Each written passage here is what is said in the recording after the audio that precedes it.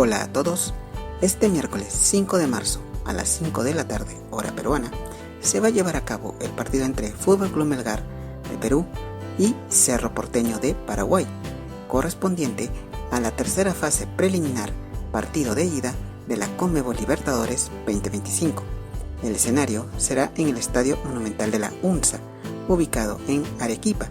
Esperemos de que haga un excelente partido y que gane el mejor. Así que mucha suerte para ambos equipos. Muchas gracias.